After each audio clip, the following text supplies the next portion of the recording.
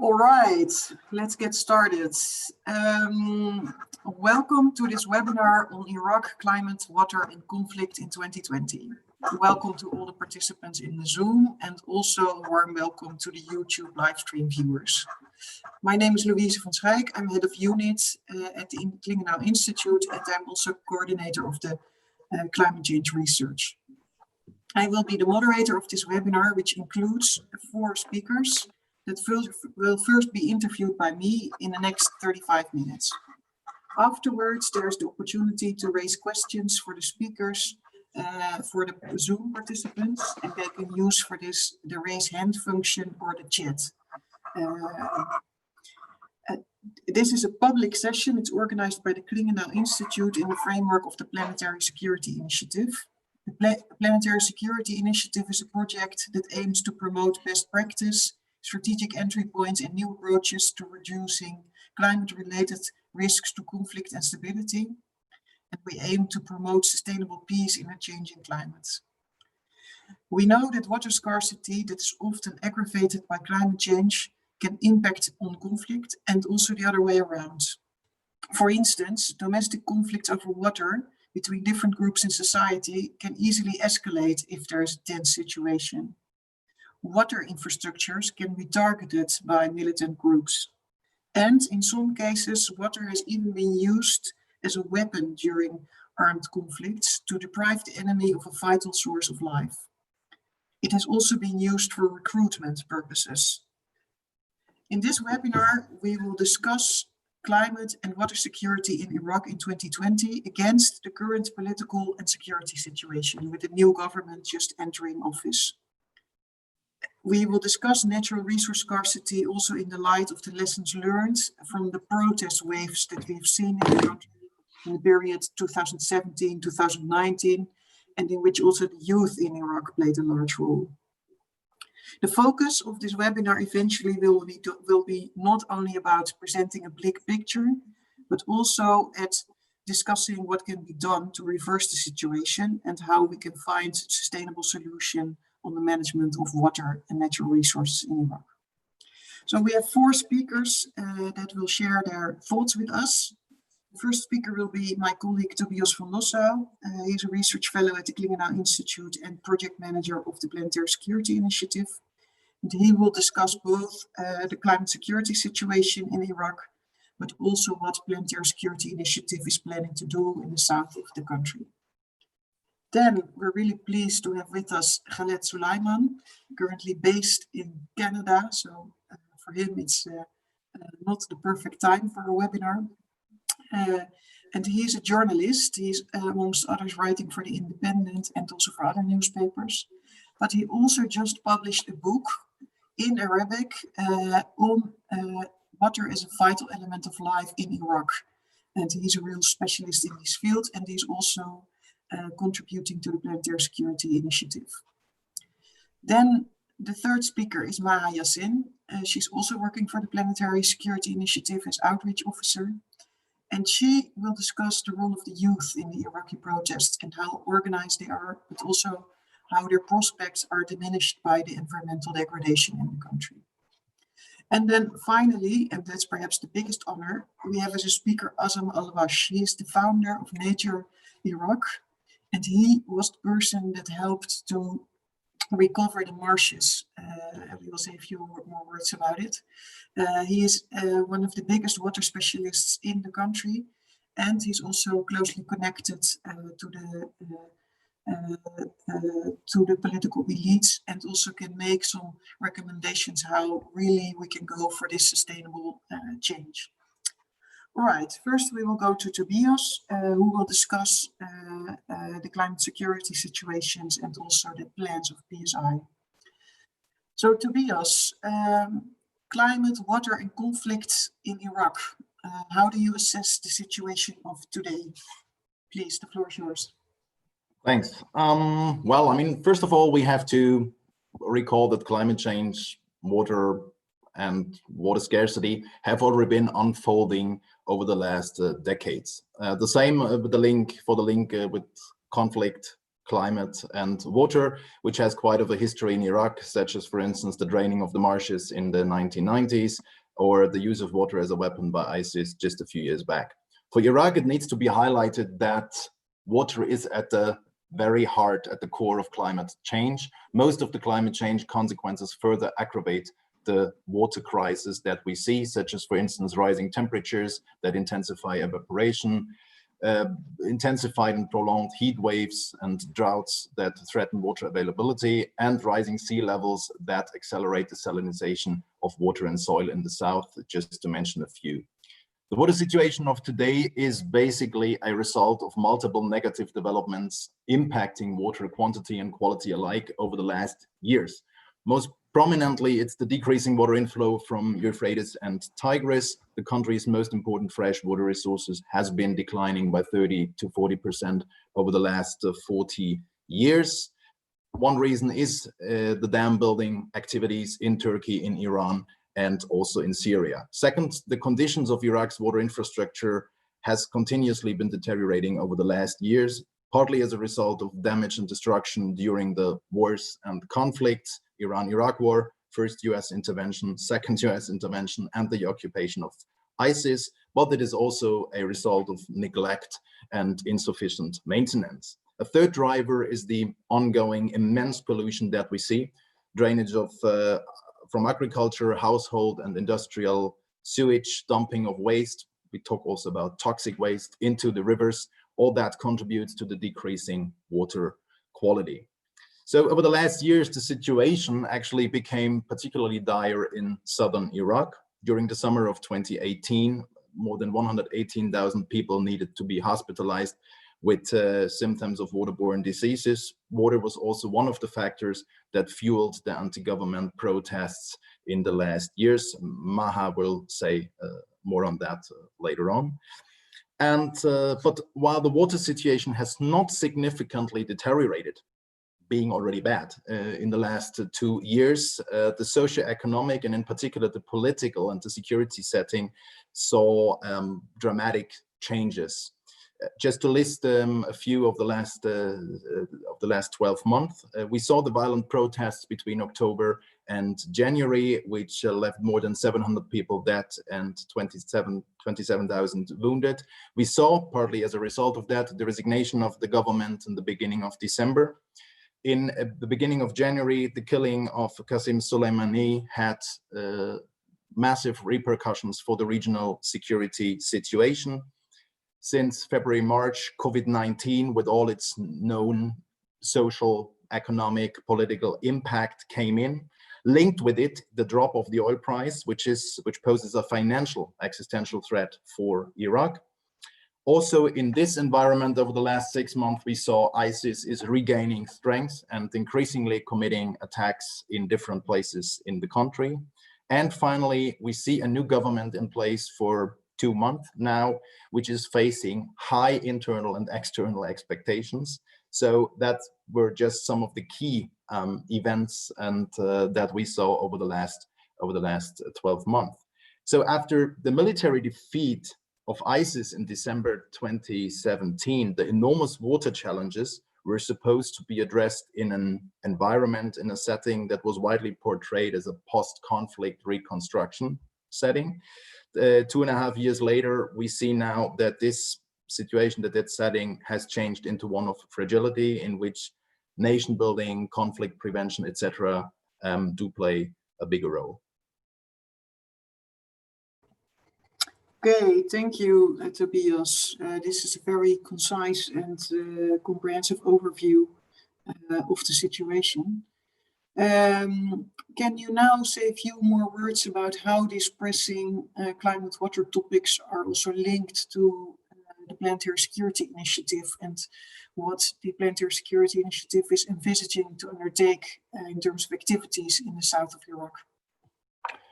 Well, first of all, it has to be mentioned that when we look into which topics are most pressing, what kind of topics are most relevant, it is hard to say that there are any topics that are more pressing than others. Frankly spoken, there are hardly any water-related topics that are not pressing. It's all about water.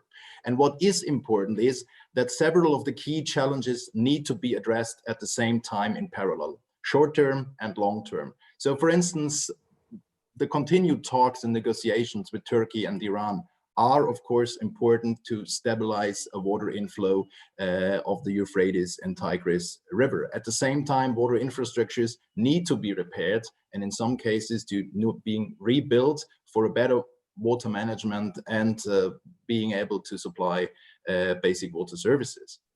So what is PSI doing in this setting? With focusing on southern Iraq, PSI intends to enhance and support local dialogue and water cooperation on the ground, bringing all stakeholders, all relevant stakeholders together. And all stakeholders means the central government, the local government, international NGOs and organizations, also local NGOs, but also the youth, the protesters, science, academia, the media, and also the private sector. So the urgency of the water issue requires such dialogues. And despite, and at the same time, even because of the mentioned fragile security and sensitive political and security situation. Such an approach is nothing new, but still climate change and water scarcity will not wait, so it needs to be done. So we try with a humble contribution to foster these kind of developments. Some of the planned PSI activities and workshops in Iraq have been postponed due to COVID-19, but we still support and promote environmental journalism in Iraq in cooperation with Free Press Unlimited. So Khaled will say a few more words on that later on. Yeah, so, and already one article came out in an Iraqi newspaper. So just to go back to this anti-government protests, and now, of course, there's a new government. So what can be done to address these protest demands? And also, how could, for instance, a country like the Netherlands or other donors or UN agencies contribute to the country? I will also ask this question later on to Azam. But I think it's also interesting to hear your view, Tobias. Well, in general, with the new government, I see a window of opportunity to address some of the key issues in the water sector. The water-related demands of the protesters were basically linked to basic state services, water, electricity, healthcare, nothing extraordinary. It was also just about safe access to water, which is even more important in the times of COVID-19. Prime Minister Al-Kadhimi has repeatedly stated to address these kind of issues and also considers these demands as legitimate. So he also ordered investigations related to the shooting of protesters. He released some of the detained protesters. So he might also be well positioned in this window now before the announced early elections to establish some kind of a dialogue process related to water between the protesters on the one hand side and the central government on the other hand. If I had to highlight, let's say, key priorities in the water sector that should be addressed, it would be probably wastewater treatment all over the country in order to reduce the pollution. The second thing would be measures to prevent the salinization in southern Iraq. The comprehensive plan that was presented by the ministry in the beginning of June, which includes also building a little dam in northern Basra to address the salinization and prevent salinization from further spreading, already point in that direction. And the third one would be repairing infrastructures, but those kind of infrastructures that really serve the water supplies for the population. Whatever the priorities in the government are, we should not forget that these and also other measures are overdue. So all measures implemented will address the water crisis, will address the water problems, but will not solve the water crisis and the overall issue. So expectations inside and outside Iraq also need to be managed in any case. When it comes to the international community, UN organizations, donor countries, it is important that they support and facilitate negotiations, talks, and processes that are ongoing already in Iraq.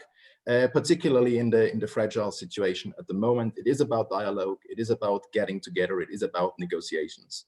Given the economic downturn that Iraq is facing this year, so the economy is expected to shrink by 9 to 10%, or to a large share or related to the oil price.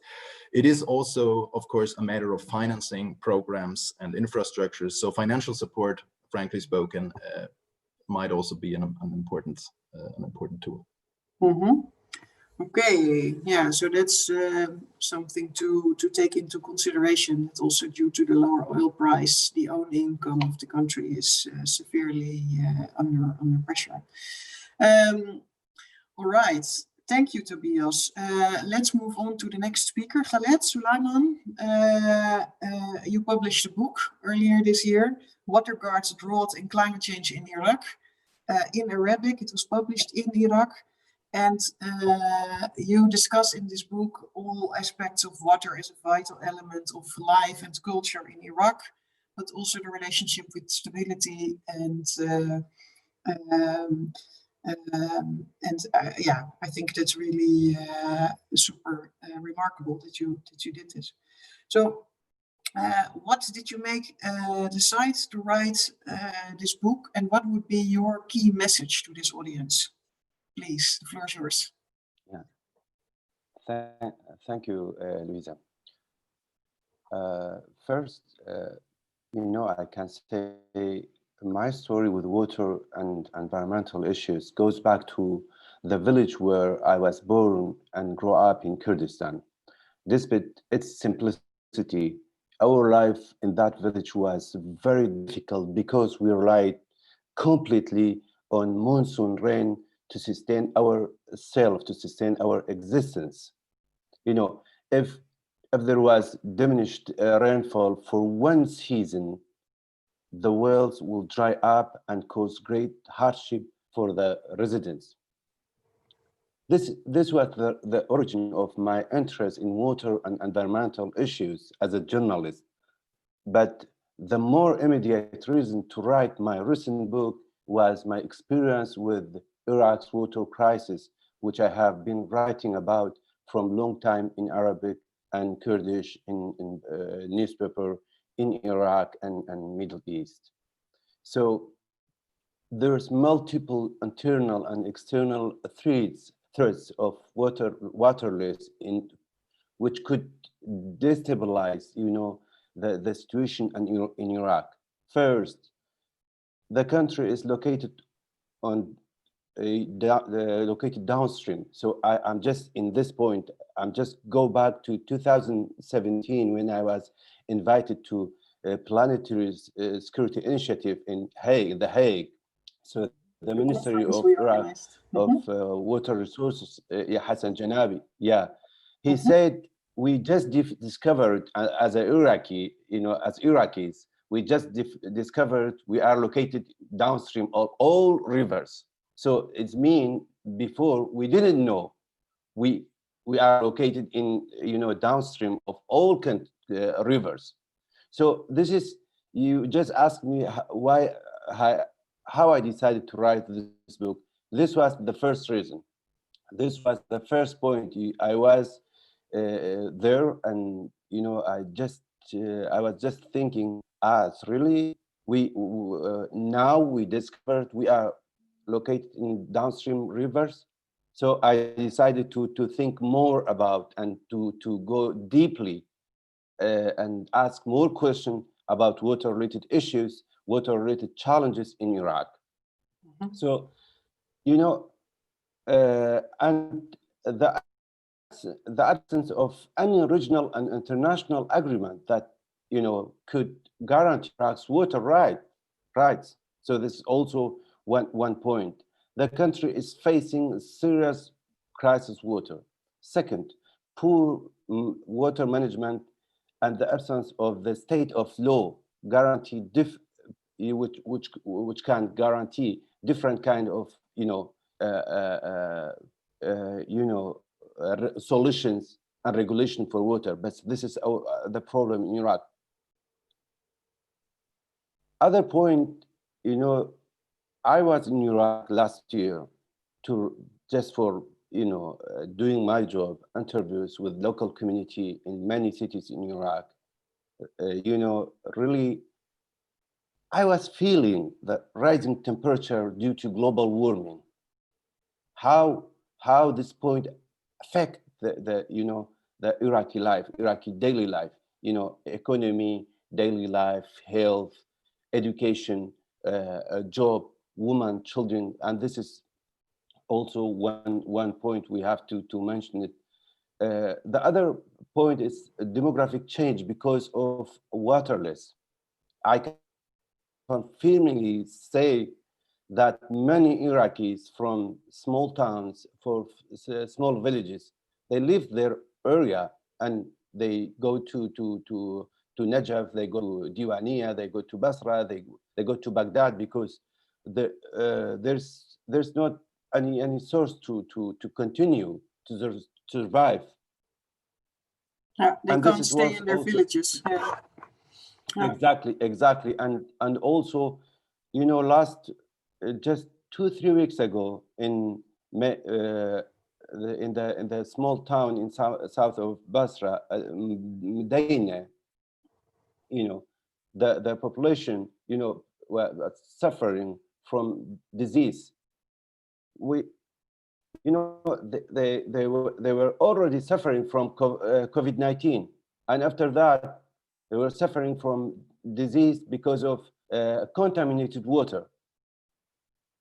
So this is also another point.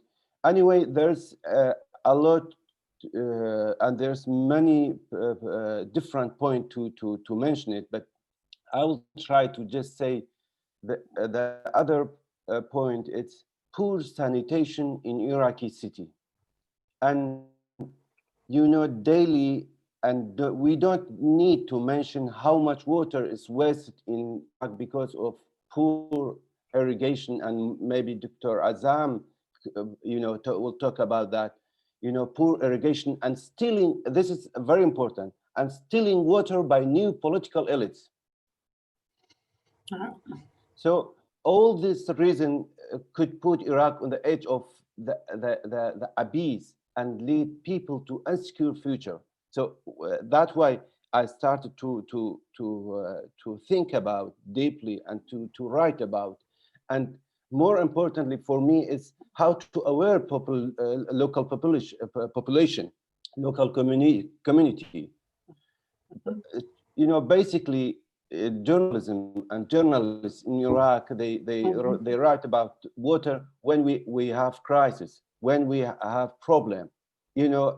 Still water and environmental challenges and environmental issues didn't is not a part of our daily work as a journalist. So that's why I'm trying to do that. I'm trying to make water-related issues and environmental challenges a daily title. It's not just for scientific community or for officials. No, for local community. We have local community have to know what's going on and what's happening actually. Why there's why now actually in Iraq it's 50 degrees. Why? Before 30 years it was not like that.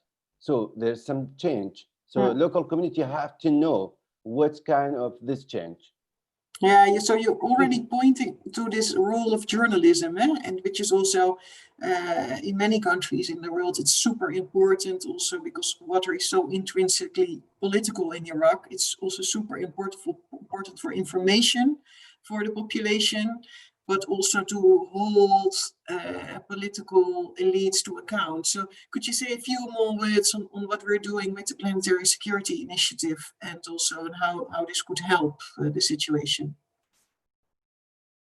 I can say yes, because first, since 2017,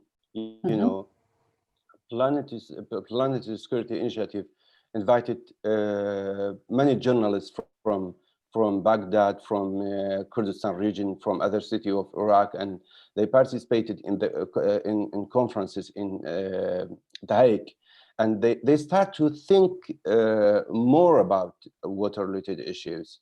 And actually, we have, our first article in a new project of, Planetary Security Initiative, and with, for sure, Free Press Unlimited.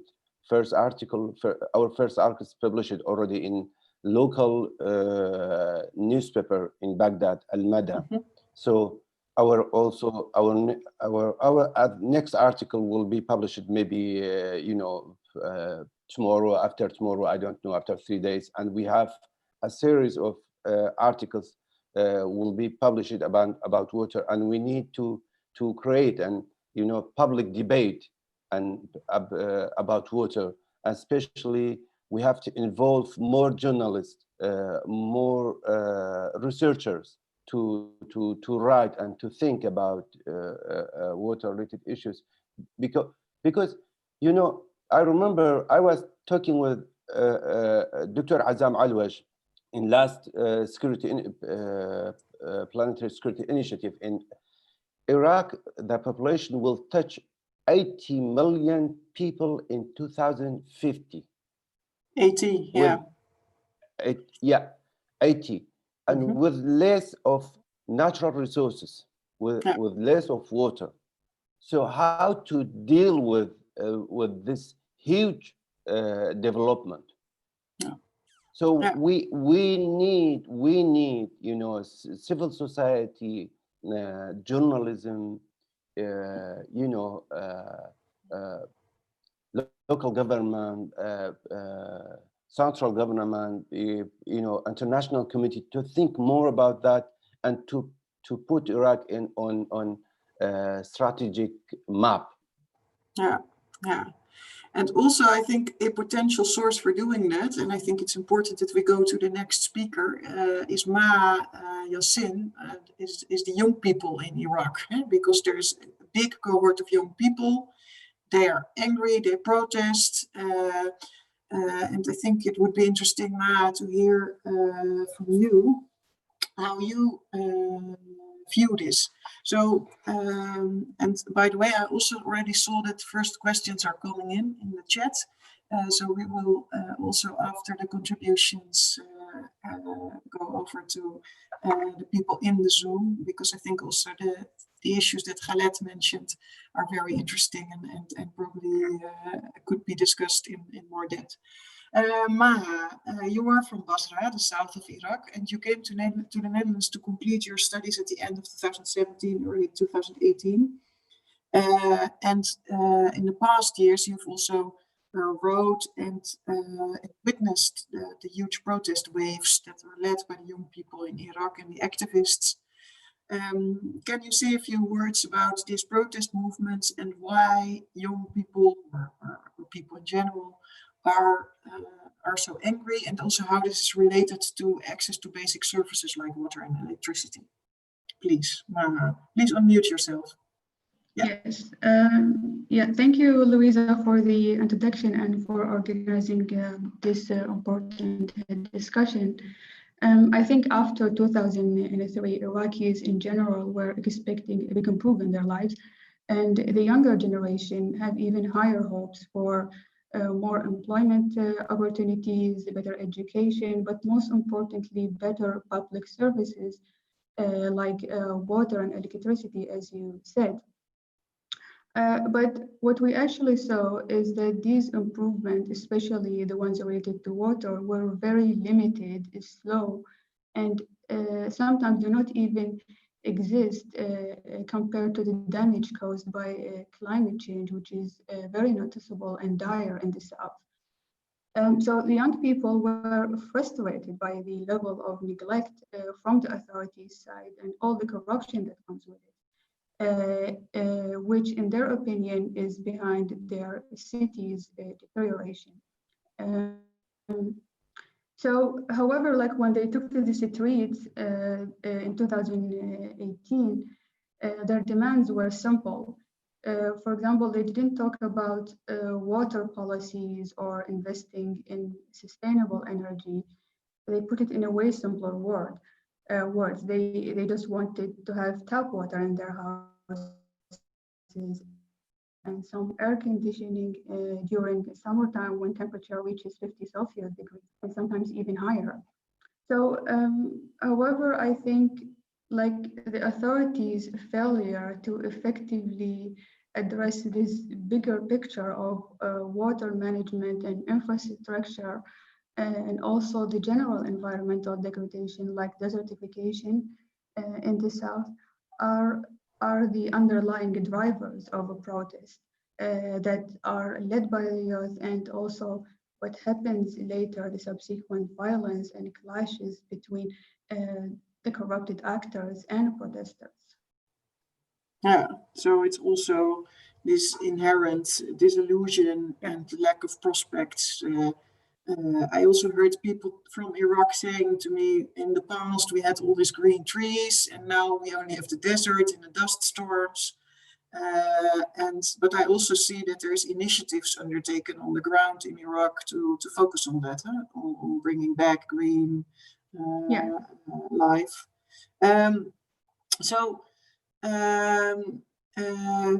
I still wanted to ask you, you are from the south. Can you say a few more words on what this actually means, if you have a lack of water for a family? And also, could you also say a few more words about these youth movements? How well are they organized, and could they be a potential force for securing more sustainable water policies in the future, and in what way? And I think also Azam Al-Wash later on might have to say something about it, because he's so well grounded in his grassroots NGO movement. So is this, some kind of beacon of hope, the young people, for this topic? Yeah, well, having enough water in the household was always a concern, and we always needed to think of ways to have enough amount of water on daily basis. And of course, for example, I have to be very careful with my water consumption, and even thinking of ways to recycle it. So the water that we use for washing, we also reuse it to water the gardens. And also this is because buying water from the private sector is not cheap, which also put a lot of financial pressure on families. For instance, on average, a family could spend 50 euros per month on bottled or filtered water. And of course, it's different from one family to another based on the family members and also the neighborhood, because some neighborhoods have even worse water quality, so they have to spend even more. Mm-hmm. And now with the oil price drop and COVID-19 lockdown, people losing their jobs, so I expect that securing enough and good amount of water is even difficult. Mm-hmm. And to answer the second part of your question, I think it's important to include these young environmental movement in the decision-making processes, especially the one related to water policy and management, both on a national and local levels. Because people local people know the situation of water in their communities better, and they must have developed ways to deal with it or to survive through the years. Mm-hmm. And these organization, movement, or groups led by the youth are already doing a great job in monitoring the situation and also spreading awareness, and by using all the simple tools like social media. But their role should be expanded to actually make decisions and assign them to implement these decisions on the ground. I think there are 8 million Iraqis between the ages 15 and 24 who showed us in the recent protests very strong voices. And I believe it's time that the government and the international community took these voices into consideration if we actually want to see change on the ground. Mm-hmm. Okay, thanks. And also that will be the future leaders of the country, I assume. Yeah. Okay, thanks, Maya. This is really a valuable contribution, I think, and also this perspective in a country where such a big part of the population is young, I think is extremely important. Let's move on to the fourth speaker, Azam Alwash. You've already been mentioned in several of the contributions. I think this is probably not without a good reason, because you actually founded Nature Iraq, an NGO, a grassroots organization on the ground. And a big success was that you helped, or you set in motion the restoration of about half of the marshlands, which are believed to be lost after Saddam Hussein drained them in the 1990s. Also to cut off his political opponents from that region, to make it more difficult for them to oppose his government. And you're still following all the water situation closely, living in Iraq. What do you consider at this moment in time the biggest threats related to water today? Let's start with that question. That's a big question. I don't envy Mustafa al-Kadhimi's position as a leader at a time when there is layers and layers and layers of problems. The demonstrations, the oil income being half what it's supposed to be, security and all of that. Water, as Khalid said, is not something that is really, and Maha, is not really something that Iraqis talk about daily, but they suffer from daily, just like electricity. When you talk to Iraqis, it's about politics, it's about militias, it's about ISIS. Very few people talk about water, except when it becomes a problem. Just like Tobias said, in summer of 2018, there was big demonstrations in the south of Iraq. That said, something struck me when I was listening to everybody talk. We've been talking about problems for 17 years, and it seems to me that everything is getting worse and worse, not getting better. Let's talk honestly. Iraq is a war theater between Iran and the West, between Saudi Arabia and Iran, between Turkey and Iran and the Kurds. We are a war theater. And Iraqis are the victims. And we can talk about it, we can talk around it, but until there is stability in the region, none of our problems are going to be really resolved. The water problem is a problem not only now, but it's going to become even worse in the future. As Khalid says, by 2050, we'll be 80 million people. By 2030, which is 10 years down the line, we're going to be 50 million people with less income. Since 1958, we have been a rentier state, depending on selling the oil and buying food. Mind you, Iraq's claim to fame is that we are the cradle of Western civilization. We are where irrigated agriculture started. We were the breadbasket of this region. And there's nothing that prevents that from happening again, except the lack of water. Iraq's culture, entire culture, is built on the fact that we have flood problems. Our problem was too much water. We wanted to get rid of it as much as possible, as fast as possible. Yet with dams being built upstream, it's changing. We're no longer a water-rich country. We are a water-scarce country, which should be, if you look at the location of Iraq, and it's in the middle of the Harding belts, and it's a desert. That said, part of the reason why agriculture lasted for 8,000 years in Iraq is because of the floods. The floods come in and heal the lands. They deposit a layer of silt and clay. They wipe the salt, all of that. Where I'm going with this, Luis, is that I'm tired of talking about problems. I want to talk about solutions. The solutions to Iraq economic problem, political problem, income problem, is to go back to our history. We can become, again, the breadbasket of this region if we actually focus a nationwide plan on reinvigorating agriculture, improving irrigation, but most importantly, coming to an agreement with Iran and Turkey on the management of the water of the Tigris and Euphrates, the two eternal rivers that made civilization possible in this desert.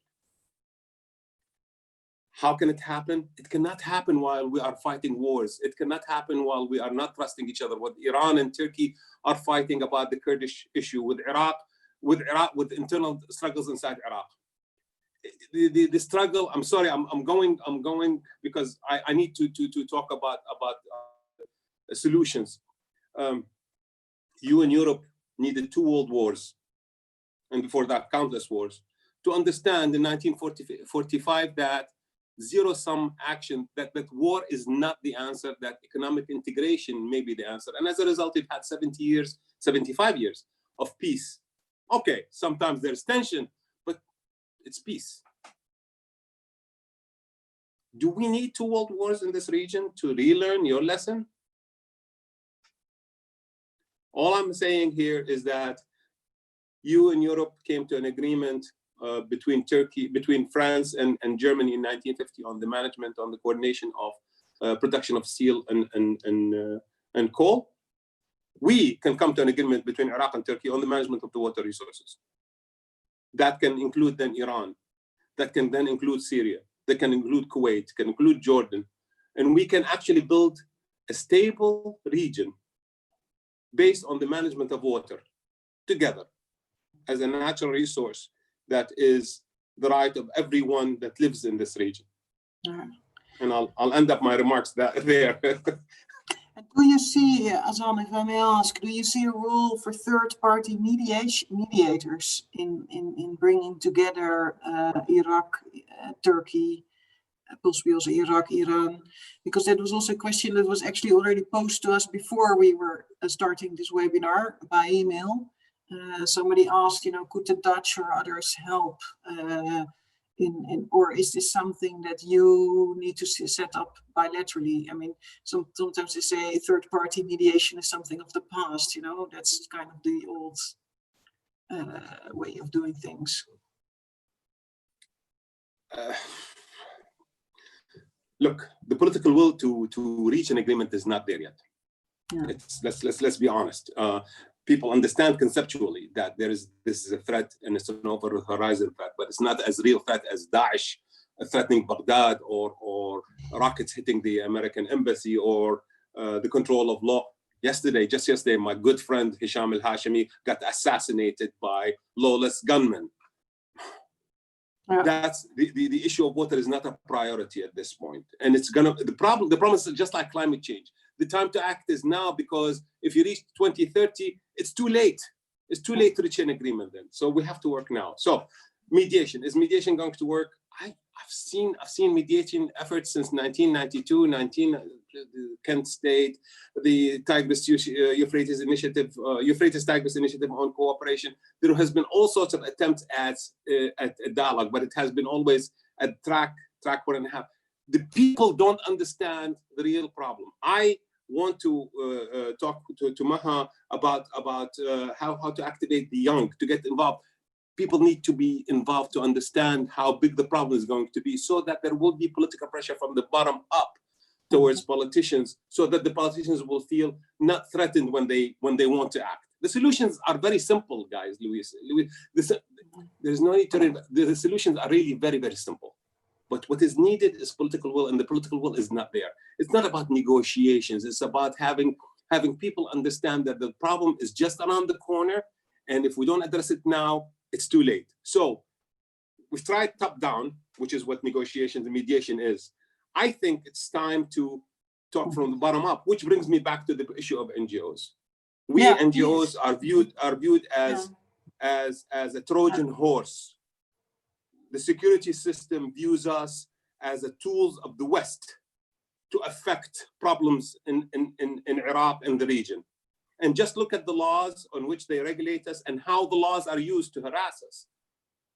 Hisham al-Hashimi was working for an NGO. He was assassinated when all else failed in shutting him up. I am under similar threats, but okay, I don't want to talk. The issue is we are viewed as tools of And we are not, we're Iraqis. We care about Iraq, but who is going to sponsor our work? What, the Iraqi Ministry of Oil, the Iraqi asset, who is going to sponsor our work if it's not for the West? Yeah. And that's the problem here. We are viewed as tools of the West because we're sponsored by the West. We're not judged on the content of our ideas. So we need to work through that. But when I hear Maha talk, I'm heartened. This is the future. You brought it up. This is the future leaders. Wow. Yeah, okay. So let's get the youth involved, one way or another. I mean, one idea that I would love to see is the crowdsourcing of collection of information. Information in Iraq is treated as an economic secret, and revealing of which is still punishable by death from Saddam's time. The law still exists on the books. Information is not easily obtained, although we're supposed to be a democracy and we're supposed to have transparency. We are nothing but transparent. The Ministry of Water Resources created something called the Swillery Strategic Water and Land Resources for Iraq, a study that was completed in 2015. It's treated as a secret. Nobody can see it. How can you implement a strategy that nobody can view? What kind of mind frame is this? In the end, we are here at the tail end of 60 years. When I was born in 1958, 3 months after I was born, there was a coup in Iraq. Everybody calls it a revolution, ended the royal kingdom. And since then, we have become a rentier state. Then we became a socialist state. Then we went, in 1980, we entered a war with Iran. Sanctions. Maha's generation is the receiving generation of all of this 40, 60 years heritage of failed political and economic systems. And it's going to be upon their shoulders to correct the mistakes of my generation and my father's generation. So let's get them involved. It's their country. I'm white and I've got 10 more years and I'm by. Khalid don't speak. At least I have here.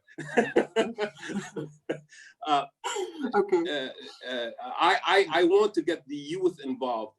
If the West wants to involve, wants to create actual change in Iraq, let's get the youth involved one way or another by collecting data. I mean, one simple one. If you distribute litmus test and have everybody test the pH of the water being delivered to their household, and report it by telephone, by app, and create a website that will actually embarrass the municipalities that are not delivering good water.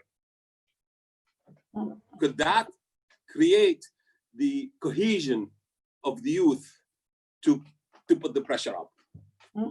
Yeah. Again, 17 years we have been talking about problems, nothing has improved. So it's either we're not doing something right or the problem is not solvable. I say we're not doing something right. I think we need to activate the grassroots and move the pressure up like democracy is supposed to work. Yeah. So thank you, Azam. I think this is really inspirational and also really concrete. I wanted to go to the chats, to the Q&A. I'm really pleased that a good friend of Klingendaal, the Iraqi ambassador to the Netherlands, has joined also this webinar. Dr. Hisham Al-Alawi, who's the ambassador in our country for many years and who has also been very supportive to the involvement of Iraq in the Planetary Security Initiative. Ambassador, please, I would like to give the floor to you.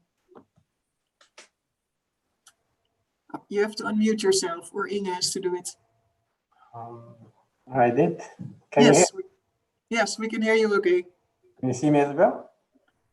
No. I think that's not possible in this format of the Zoom. Okay, so if you can hear me, that's enough.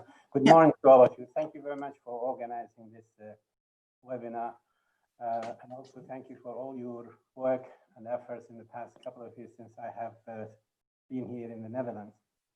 I think we all realize that the challenges that we face in the water sector and climate and linked also to security are very important to the future of Iraq, as all the members of the panel have said.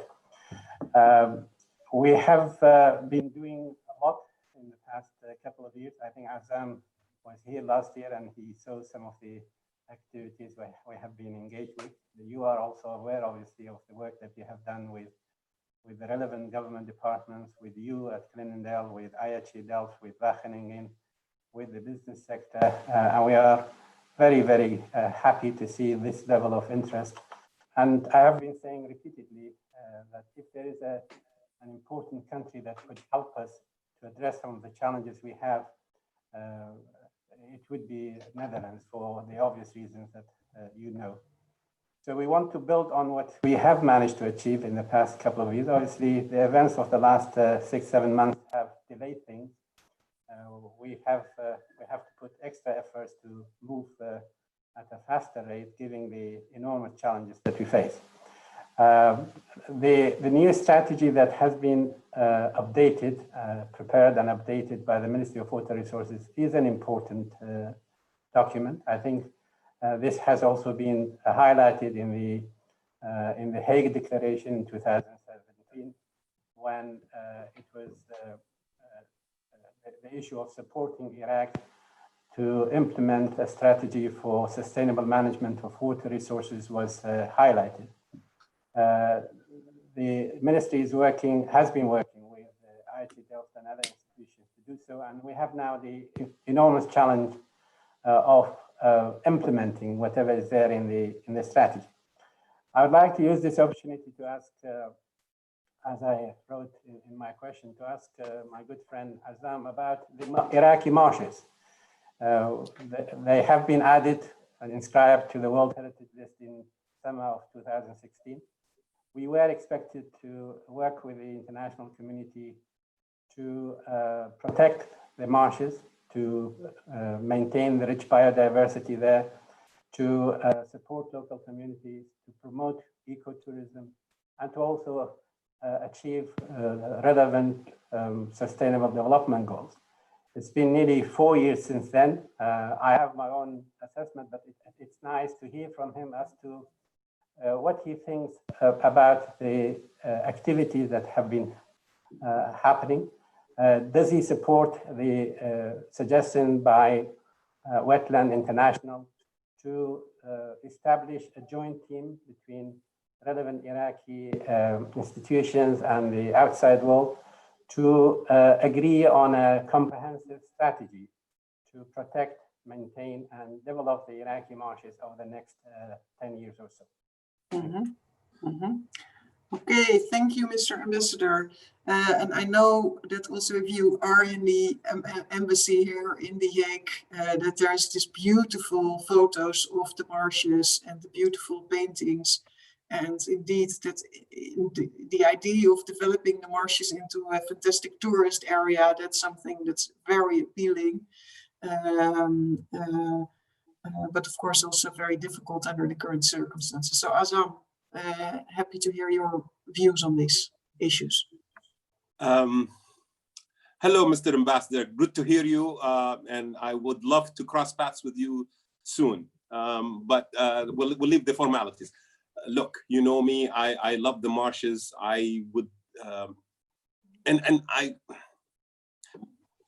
we need all the help we can get. Okay, ecotourism is a potential source of income for Iraq after oil. Religious tourism is also potential income. Agriculture is potential income.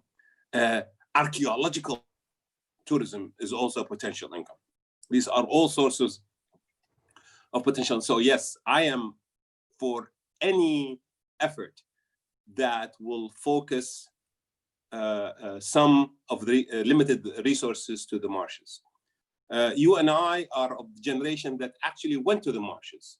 Maha's generation, anybody that was born in Iraq after 1975, very few of them have seen the marshes. 1980 through 1988, it was a war zone. 92 through 97, it was being dried. 2003, it was just beginning to recover. Now, more people are visiting the marshes on internal tourism, internal ecotourism. That, you know, unfortunately, they come only for one day because there is not a single proper hotel, not even a tent encampment for people to spend the night. think of the potential lost income. So yes, I would love to work with Holland. I would love to work with Wetland International. I would love to work with anybody to restore to improve the marshes and improve the infrastructure around the marshes. But remember, the marshes are existing not because Azam restored it or anybody. The marshes exist because the stakeholders, the marsh people themselves, need the marshes to harvest reeds. A woman who does not have a job, and a man who does not have a job can earn up to 40,000 dinars a day from harvesting reeds. That's maybe chunk change for you in Europe, but it can feed a family of 10 in Iraq. So as long as we have stakeholders that are involved, their daily livelihood is dependent on the marshes will continue to exist. The one thing that is beautiful about the marshes is that they don't really need very sweet water. We can take all the sewage water of Iraq and treat it. I'm exaggerating, of course. I know but the point is, I am not as concerned about the future of the marshes as I am concerned about the future of agriculture in Iraq. Agriculture in Iraq cannot last without sweet water. Today, the Euphrates, as it enters into Iraq and Al-Qa'im, has a salinity over 1,200 parts per million. That's not drinkable, let alone being used for agriculture. Iraqi farms are losing their productivity due to salinization of water. Iraq is losing 8 billion cubic meters of water today for evaporation from one lake, the Thar Lake. Anyway, again, I don't want to keep on talking and harping about problems. We have plenty of problems, but the solutions are at hand. All it needs is a political agreement and everything, boom, within 6 months, 7 months, we'll have better management. But it requires political will and trust. That does not exist. Now. All right. Thank you, Azam. I wanted to go to some of the other questions. There are a few questions on what Planetary Security Initiative is going to do. And there's also a question about your book, Khaled, if you can also order it in other countries. I would like to mention that we are going to feature also these activities more on the Planetary Security website. So please stay tuned, register for a newsletter, and you will be kept in the loop also with regard to where you can order the book and also with regard to what future plans we're going to do. I wanted to check if somebody is working on data is there. Judith Blauw from Deltares. Because in the Netherlands with the Planetary Security Initiative, we also have the so-called Water Peace and Security program, which is developing data-based tools for addressing the water security nexus, but also contributing to the issue of migration and water. Judith, very briefly, can you say a few words on how these data approaches can also contribute to this field, and maybe you even have some views on the idea presented by Azam to have young people monitoring water quality on a systematic level, and that being perhaps also an additional data approach to keep local governments to account on the quality of water and availability of water issues. Judith, can I ask you to come in? Yeah, hi, can you hear me? Yes, perfect. Okay, thank you very much, and thank you for organizing this webinar. It's very interesting to hear all the different points of views. We as Deltares, as an institute focused on water and subsoil, will really focus on making water and climate information available to support decision making. And we do this amongst others within the Water Peace and Security Partnership that really focuses on this information and how it can contribute to dialogue to prevent or mitigate societal impact of water crisis. The tool Louisa was mentioned, we have developed it in cooperation with the International Organization for Migration that last year they had the need to obtain insight in the underlying causes of migration because a new migration stream was observed, and it was said that the causes were water related. So they contacted the Water Peace and Security Partnership, and we executed an analysis that was focused on the understanding of variations in water quantity and water quality in central and southern Iraq for the last 2 decades. And these results of our work provide insight for the coming years, and it gives key recommendations to mitigate the risk of water crisis. based on an exploratory model-based analysis. And did you find, Judith, if I can now, did you find that more people migrated out of these villages because of the lack of water quality? Yes, we did, and it actually shows in the interactive tool that will be available online starting next week. We can share the link with you then. This interactive web tools, it really shows these insight in the water quantity and water quality variations. And it also explores the impact of different scenarios of water management, climate change, and the effectiveness of measures to mitigate the effects of these changes. So it shows changes in these migration processes, as it allows you to, based on water and climate information, to actually evaluate possible management in the aspect of infrastructure or irrigation or transboundary management, how that can possibly mitigate these societal risks. And taking into account your question on the involvement of youth, as I said, we really think that information really supports dialogue on whatever direction people decide to move in. And we think that the young and society in general can really support the obtaining of more relevant information to actually inform decision-making processes better. Okay, thank you so much, Judith. And we will indeed feature that next week also on the planetary security website, and illustrate also more of the findings so that people can read it. I would like to give the floor now to Natasha Karmi. She's from the Geneva Water Hub, and she was wondering if we should have a kind of Geneva list of principles for the protection of water infrastructure, if something like such a tool would be of interest. Natasha, perhaps you can briefly elaborate a bit more and also point out to whom you would like to ask this question. I saw also that you had other questions in the chat. For instance, a question to Galet. Yeah. Thank you, Louise. Can you hear me? Yes, I can hear you okay. Okay. Well, thank you for organizing this very interesting and pertinent webinar. I have a few questions. I mean, starting with Tobias. You had mentioned that basically PSI is facilitating dialogues in the South. And I was curious basically to have your views on, you know, the effectiveness of these dialogues. I mean, I understand that they're probably, you know, in the initial stages, but I do agree with you that these kinds of facilitated dialogues are extremely important. So if, you know, you have even any interim outcomes in the positive direction, it would be interesting to hear from you.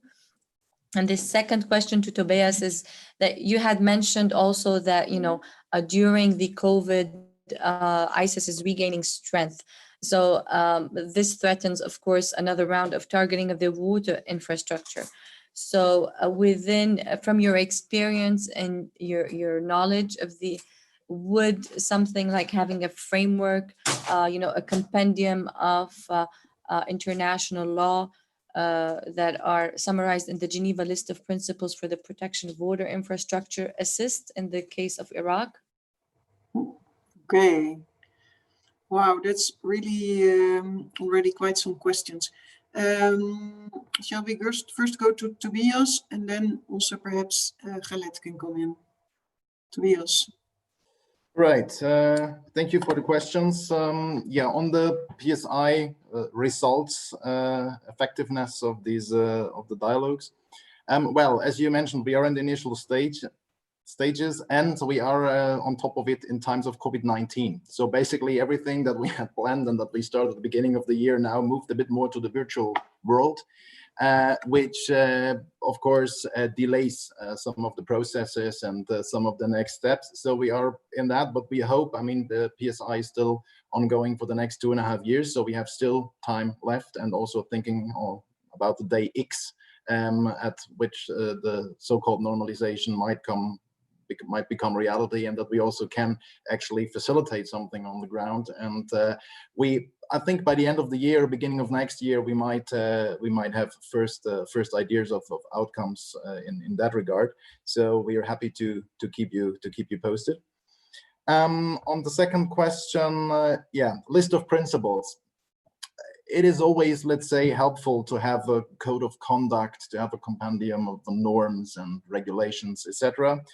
But let's say, looking into the practice of ISIS weaponizing water in between 2014 and 2017, I have also to add that it was the explicit non-compliance with norms, principles, international law that we have already in place. So the additional protocols to the Geneva Convention, for instance, also customary law, international law, all these principles did not prevent from what happened in Iraq, also what has happened and is still happening in Syria and in other places in the Middle East.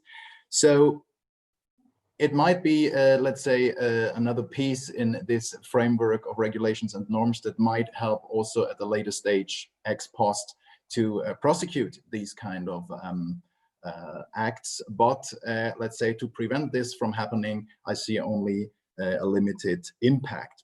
One further remark, at the moment, ISIS is regaining strength, acting as a terrorist organization more from the underground. The peak in which ISIS in the past utilized water and used water as a weapon, abusing infrastructures for that, was when ISIS actually controlled territories as a military force. So at the moment, of course, as a terrorist target, water infrastructures are at risk, but for now, or I don't see, let's say, the same risk or the risk at the same level as between 2014 and 17. Okay, thank you, Tobias. Khaled, would you like to come in? I also saw a question by Mathilde from the University of Oslo, and maybe she would also like to come in and ask her question, and then we give the floor to you, Khaled, because I think this question is related. Mathilde, please. Sure. Hi, thank you so much for hosting this seminar. I really it's really important and interesting topic. My PhD was on ISIS governance in Iraq, so it's not exactly particularly on water, but I'm just curious because, as we know, the influence of different militias, widespread corruption, different vested interests make many topics very sensitive and dangerous to deal with in Iraq. And as we have seen 2 days ago when Hisham al-Hashimi was assassinated, pretty much for speaking up against powerful non-state groups. So I'm wondering, as a journalist or researcher, this is for Khaled, how sensitive is it actually to address issues concerning water in Iraq? And secondly, as we know, as was mentioned several times, ISIS, of course, weaponized water, but post-ISIS, in what ways is the improvement of water management and water infrastructure hindered because of the influence of powerful non-state groups and corruption and power fragmentation? If any of the speakers could elaborate on this, that would be really interesting to hear. Thank you. So the vested interest. Khaled, would you like to come in and answer some of these pretty heavy question, but I think also goes to the heart of the issue. Yeah, please. Thank you, Mathilde, for this question. It's really, now when as a journalist I'm writing, or other journalists, we are writing about water-related issues, about environmental challenges. I could say, the situation in Iraq, security situation, political problem, economic obstacles in Iraq. It's all, the local community listening to us, reading our stories, or but the situation is in Iraq, especially security situation, dominate all journalistic topics in Iraq. So even I'm writing a story about, you know, contaminated water in Basra now. It's actually, you know, in some towns around Basra, there's contaminated water, and there's disease because of this kind of water, contaminated water. But this is not the topic. Why? As I mentioned in the beginning, the water-related issues, environmental challenges, you know, they didn't become a daily topic for Iraqi, for local community, for all. It's not just in Iraq, in Middle East and North Africa in general. So that's I am trying to do to make environmental challenges a daily topic for population and inform local community what's going on and what's happening. Okay, thank you, Khaled. I think that's a very good answer. We're reaching the end of this webinar, but I still saw at least 3 interesting perspectives in the chat. One is by Ahmad Alzan Kana, who asks about the actions to restore also the rivers in Iraq. And then there is a comment by Imad Al-Musawi from WHO, the World Health Organization, and he's mentioning that already NGOs are trying to work on the climate profile of the country to achieve, you know, more insights, but that it's still work in progress. And there's also Ilyas Massi from IHE Delft, and he says that it's important to talk about solutions and also to talk about capacity development of actors in Iraq, not only the public sector, but also the private sector. Maybe I can give each of you the floor, but super short, and then we end with Azam, because he always has to say so many interesting words, and then we close off this webinar. So Ahmed, please, really quickly. Welcome. Good morning, everyone. Thank you, Luisa, for organizing this nice webinar. It's really please. It's really informative, especially for someone like me, which is new in the sector. I have one quick question for Dr. Azam Alwash. I'm wondering if there is any real activity on the land to restore physically degraded rivers and streams in Iraq. I'm asking this question because I hope I can come back to Iraq one day and use what I have learned here in London regarding restoring degraded streams and rivers. Actually, we have done so much here, and I learned so much experience here that when I can apply it in Kurdistan region and the rest of Iraq. But as I'm new, I am living out of Iraq for almost 7 years. I would like someone like Dr. Azam Alwash.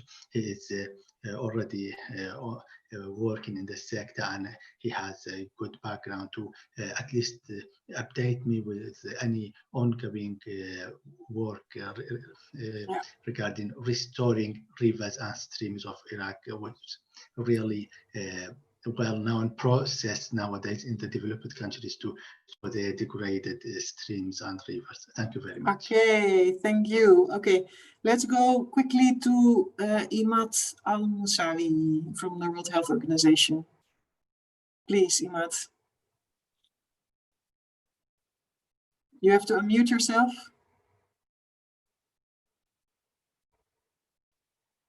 No, we can't hear you, Imad.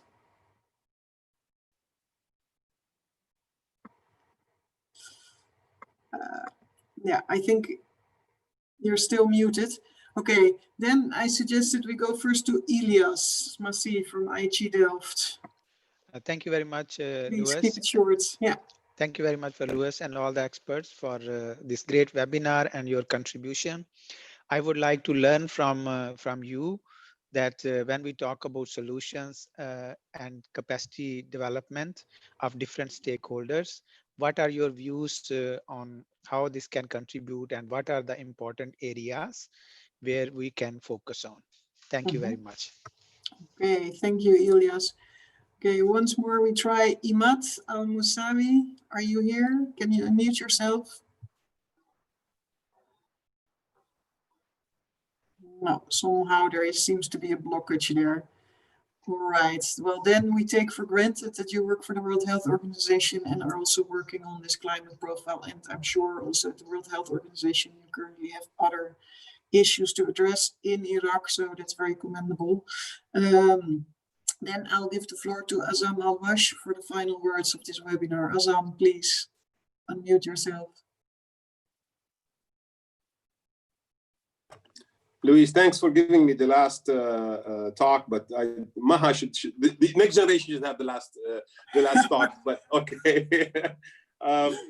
Fair point. On the issue of the restoration of degraded rivers, Iraq has many needs, of course, including restoration of rivers.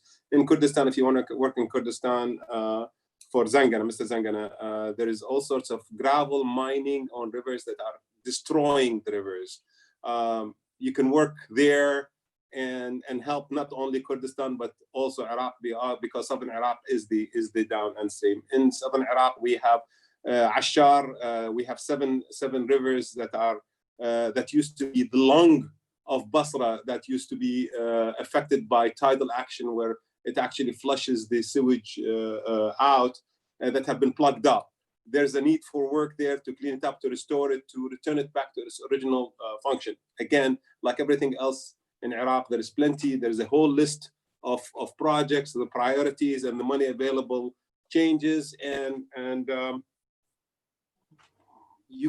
I can give you a list of a couple of $1 billion worth of project that could be done to improve the water quality. But if I was the decision maker, I would put the money into improving agriculture and saving water. So again, fortunately, I am not a decision maker. I'm only a stakeholder and an advocate, so I can talk with force. But again, I repeat, I bless Kadhimi. He's in a very terrible position, and I don't know how to help him except with giving him ideas. Again, the solution for this problem is very simple. Look, Iraq's historic way of dealing with water has been to get rid of the water, and our problem with dealing with all the pollutants has been dilution. This is the solution to pollution.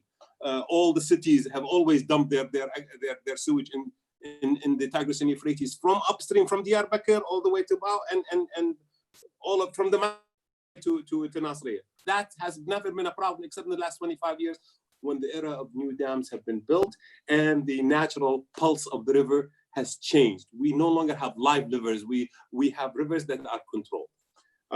So we need to work along those lines and have a belief in nature. Nature can heal herself.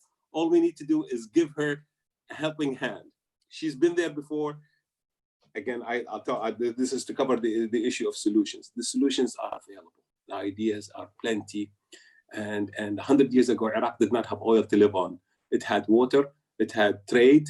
It had agriculture, and we can add to that ecotourism and archaeological tourism and religious tourism. There's plenty of opportunities for future work for future generations of Iraqis. We just need to change our mindset from this addiction to oil income and empower the private sector instead of being locked into a socialist system that has been in name gone, but in practice is still there. And really, look, an hour and a half, an hour and 15 minutes, we're not going to get anywhere. We're not just going to be defining the problem and maybe the initial part of a solution. I would like to continue this discussion. I put my email for anybody that wants to have a question, input. Look, my job is to transfer the knowledge and convert as many of you as possible to the idea that the solution is possible. It's there. Let's move on though from just identifying what the problem is to talking about practical solutions and how to make them a reality. Thank you very much for this opportunity. I look forward to seeing you soon in person when COVID is done. But then again, this is actually pretty good. It's cheaper, and you may be able to reach more people. And it's on YouTube. It's forever. Exactly. So thank you so much, Azam. With these final words, I would really like to thank everybody. We will keep you up to date. Please register for the Planetary Security Initiative newsletter on the website, and stay tuned. Thanks especially also to the speakers. Khaled, you joined from Canada in the middle of the night. Thank you, Tobias. Thank you, Maha, and thank you, Azam. And also thank you for all the ones to post questions and watched the webinar. Thank you so much. Bye-bye. Bye. Bye-bye.